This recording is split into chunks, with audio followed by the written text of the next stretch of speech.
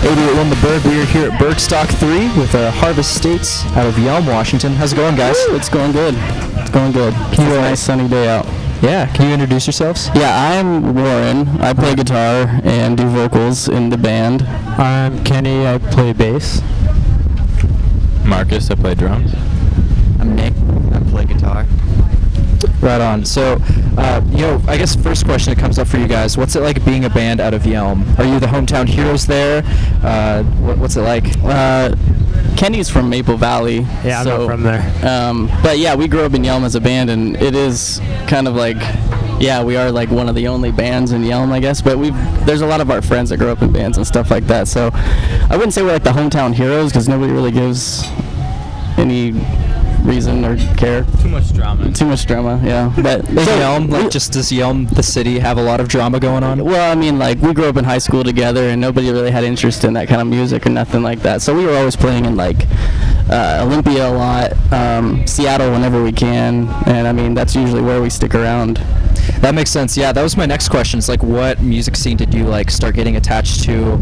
Like, were you checking out shows in Olympia, and that's what kind of helped inform this band? Yeah, I always grew up with music around me. Like, my brother was really into it. He was in a band called King of Tyrus, and I would go to those shows, and then eventually we formed a band, and then Nick came into the band in high school, and then we just started playing shows with them, and just found different, like Evergreen Noise. I don't know if you ever heard of it, but it's like a booking agency in Olympia. They book a lot of shows, so they helped us a lot. Just kind of start in the KCWU factory in Centralia. We like played there like all the time. Oh yeah, okay. That's a cool little venue. Yeah, it's shut down now though. Oh dang. Yeah. But like Evergreen, they kind of helped you put Harvest States next to the right bands. Yeah, for a while. But eventually, it became on your own kind of thing, like it is for every band. But I don't even know if they're still booking shows, but yeah, they started us out basically, just got us on track for how to book shows, and then like we got some other cooler shows we played with bands and stuff like that, and then we opened up for like the Story So Far in Seattle at the El Zone. Oh yeah, that's cool. That's a good show. Yeah, the Suppy tour with Night Alive and Citizen and stuff like that. That was really rad. So yeah. So I heard you guys recorded a full-length album. We didn't do a full length. We have an EP that we went down to California, Panda Studios. I don't know if you guys have ever heard of it. It's where what city is that in?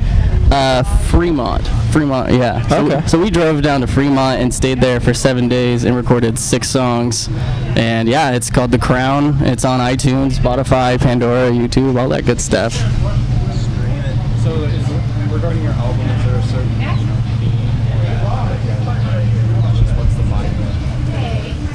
Well, I think we named it The Crown just because one of our songs off the record is called The Crown, so we kind of just like stuck with simple, I think, pretty much, and we were kind of like, let's just name it The Crown. Like, we just thought it was a cool name, and I mean, I think next time when we do a full length or another record, we'll probably take a little bit more time thinking about it and stuff like that. But for now, we were just like, let's get some music out there, Just trying to make quality music. Yeah, Definitely. It's the first step to everything, right? Yeah. Definitely. So you guys have actually played alongside Midnight Lights, who were a Burgstock band last year. Right. What was that experience like? What's the pop punk scene like in the Northwest? Oh, the pool party house show, dude. Oh yeah. Yeah, it's been fun though. Like, I always see Casey stage diving at shows at the El Zone. Like, he's always in the air somewhere kicking somebody in the head. So, but no, it was fun. Like, people like to say the pop punk scene and stuff like that, but I mean, I don't really consider it that pop punk. I just feel like everybody's just kind of trying to do their own thing, write their own kind of cool music. The only people that are putting a label on is the people that are saying it. But no, it's been cool. Pop punk is a rad genre of music, and I think that it's what we were meant to play. Sure. I mean, yes, labels only go so far as to describe music, but I think, to an extent, bands naturally gravitate towards other bands that kind of fit into their genre, their style, what they're going for. Mm-hmm. And like in general, do you kind of feel like you fit in to a specific like group of bands or like a culture? Some shows. Yeah. Some shows. We've definitely played our fair share of like hardcore shows though, like with hardcore bands. But To the Wind, I don't know if you ever heard of them, but they're from, they just got signed, well, not just got signed, but they're on Pure Noise Records, and they're from Tacoma, I think, right? Or something like that. But they're huge now, and we love playing shows with them. And they're like one of my most favorite hardcore bands like ever, next to Stick to Your Guns. But That's cool. So going back to those local roots and supporting the bands. And they really came like where we were at, you know, like we all had to start somewhere, and then they were so good live. I mean, they kill it every time live. So I mean, if anybody deserved it, it was definitely them out of our area. Yeah, they're getting the recognition they deserve. That's what it takes. It takes time. Yeah. It's really windy. That was just Welcome to Ellensburg. I know. I was like, it's always windy here. That's what. Yep. It's also a springtime thing. Yeah. I'm not sure what it is. Good thing I brought my beanie. No worries. I kind of want to go back to how you guys are from Yelm. Do you think kind of being around Yelm, you know, it's a smaller town, do you think maybe being around a smaller town kind of developed your sound, or would you pretty much say, I want to be in Seattle? I feel like we could all agree and maybe say that we much rather grew up in a bigger city, maybe, and played music there instead of It us. doesn't make a difference. It wouldn't affect the music we write, I don't think, because the music we write is only a reflection of the people we are. So Yeah. it's the town is just the town. I mean, you write a lot of songs just in your bedroom, so the town doesn't usually matter half the time. Yeah, and a lot except for the people you interact with who decide to influence your musical. Yeah, and a lot of pop punk bands like to say they hate their hometown and stuff like that. You know, they want to get out of their town with their friends and stuff. But I wouldn't say that I hate, you know, the small town that we came from. There's a lot of, Yelm kind of does suck, but It's not bad. it's not bad. It sucks. It's not bad, I guess. Nick's from Roy. Yeah. Roy. Same thing. I don't think I even know what that is. They're literally all like 10 minutes away from each other. Made a church into a gun shop, didn't they? Yeah, there's a couple. Yeah. Wow. All right. It's pretty. I'm surprised we don't have like accents, like heavy, thick, like. All my parents. I mean, everybody's. I mean, they're all just as parenty as you can be. So speaking of influences, I mean, you know, obviously you started off writing songs in the bedroom. You started out listening to these bands, but like, where did it really start to unfold? Like, who were the main idols? For me, it was, I think, that really made me start writing music, which I started a long time ago just because I was like, I'm just going to write my own songs. I was like in the 6th grade. It was like the older school bands, like Fall Out Boy really got me into like wanting to write songs, you know, instead of just like jamming and stuff. But Paramore was also one that really was a big influence for, I know, all of us. What about you guys? Yeah. Paramore. Under Oath. Under Oath, yeah. Period. That's why I moved the sticks on the Dude, skin. going back to the early 2000s, yeah. Yeah. What about you, kid? Under Oath has really got me into music. Same with the Blood Brothers, the Seattle band, and Blink-182, of course. Yeah, you gotta have to blink. Blink-182. So what is the vehicle of this band project like? Is this like going for the gold, we're meant to do this for the rest of our lives? Is this a side thing? I think that we're all just kind of we're putting everything aside that we could be doing with our lives, and I mean, no matter what you do, you're taking a risk, right? You know? Absolutely. So I think that we're all just kind of taking a risk doing this and spending all of our time and money and effort into it because we've had people that believe in us and we have confidence in us, and we're just going to take it as far as it lets us go, and we're going to write another album, and hopefully we're going to probably try to do some touring this summer and kind of take our music elsewhere, because you really don't ever know until you go, you know. Yeah, absolutely. What's like the dream band to tour with?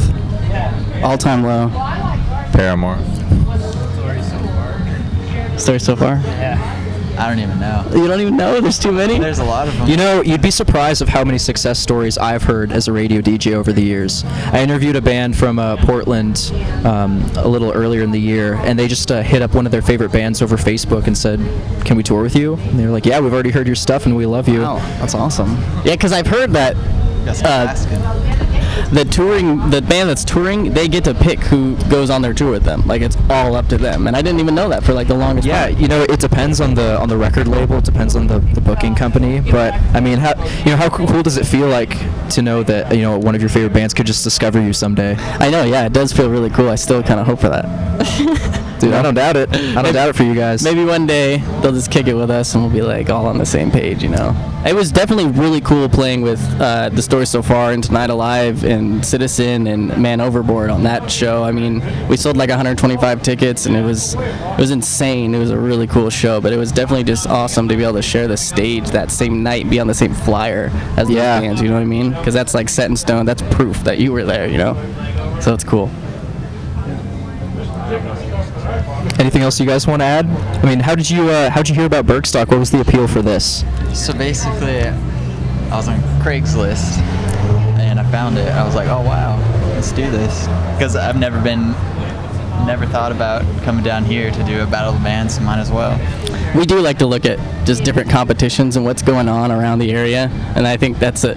And it was funny because I was like, I got a message or a tweet or something like that that's saying, oh, we're so stoked to have you guys on it, and I was like, what the, like, and Nick was like, oh, I signed us up for that. I was like, most of you guys didn't even know about it until it actually happened. Yeah, I until didn't we accepted know. you. But I've always wanted to come down here. I know a few different groups of people that go to school at Central, so. Yep. You know Mr. Bobby Odell from Tacoma? I know Bobby. Yeah. Yeah, he used to play in a band over in Tacoma. We've talked about that a little bit. Taste of Daylight, right? Yeah. Him and Sora were in that band together. They're both percussion majors here at Central. Yeah, I've known that name since high school. Yeah? That's awesome. That's rad. It's a small world. Yeah. Small world that we live in. But we're stoked to play tonight. We're stoked to be here. We're stoked that it's sunny. Yeah. We might go hit up a skate park. I don't know. skate. Yep, there is a little skate park in town down over there. Oh, nice. I'd recommend the mini ramp personally is the best part of it. Oh, really? You know what's up. Everything else is pretty disjointed in terms of like the setup. We'll talk later. Yo, we used to that. Yeah. 'Cause we about that mini life too. Dude, speaking of skateboarding, how has that had an impact on just your life and music? I mean, punk specifically has been like the centerpiece of skateboarding historically. Yeah, and I feel like we all grew up skateboarding. We all were trying to do that just as hard as we're trying to be musicians now. And then we kind of just were like, yeah, music's funner to do though. I'm gonna hurt myself. Yeah, like, and believe me, Can't get hurt while playing drums, I don't think. And I know Nick and me grew up, and Nick was playing like acoustic shows at like the same coffee shop that I was at, and like that's how like I've always known him. And in high school, we just all skated, so that was just another thing that brought us together. Honestly, is that we were all like, oh, you skate? Let's go skate, dude. Have you ever played like a concrete rodeo tour show or like played for a skate competition before? June 20th, my mom actually hooked us up with a show on Fort Lewis. It's a Red Bull sponsored skating expo. No way. Yeah, that is so cool. I'm really stoked for it, honestly. Yeah, they're gonna have us up on a ramp and Dude. playing That's outside living like the this, dream. so it should be cool. Yeah, they want us to like skating and music. start as soon as the competition's going and everything, like be like the music that provides for the competition. Hopefully So there's another bang, 'cause we only have like 30 minutes worth of music. we might make some covers or maybe play some more Sum 41 covers or something. Yeah, You guys should definitely hit us up with the details so we can promote that. Yeah, that'd be awesome. We definitely will. appreciate that. Yeah. Well, so excited to have you guys out here, and thanks for playing tonight. And Of course. we expect it's going to be a great show. What can we expect for the future of Harvest States? What's next? Expect more music. Tours, merch, music. Yeah, like we've been slacking. Friendship, yeah. That's the expect Skateboard. friendship and hugs and kisses and I'll buy you a beer. Yeah, I'll take all those things. But yeah, we got some cool things coming for us. I'm stoked for the future just because like we've never done a tour before. So Yeah. we're trying to plan one, but we just know how it can suck and it can not suck if Like you said, it takes time. It does. It It does takes really take testing the time. waters. It does, and I'm stoked for it too because it'll test all of our patience. So Absolutely. living in a van. What is patience? What is time? Thank you guys. This Cool was science. This was dope. Yeah, thank you guys for having us. Yeah, totally. Are we on the air right now? No, we're gonna throw this on YouTube and send it out to all you Okay, guys. shout out to my boy Kyle and RSG in Kansas. He's probably not, I don't even know if he's going to hear it, but shout out to him. We'll make it happen. Shout out to the boys in the valley. What's up? Yeah. Okay, yeah. Thanks for hanging out, Harvest States, and have a great show tonight. Thank you. Thank you.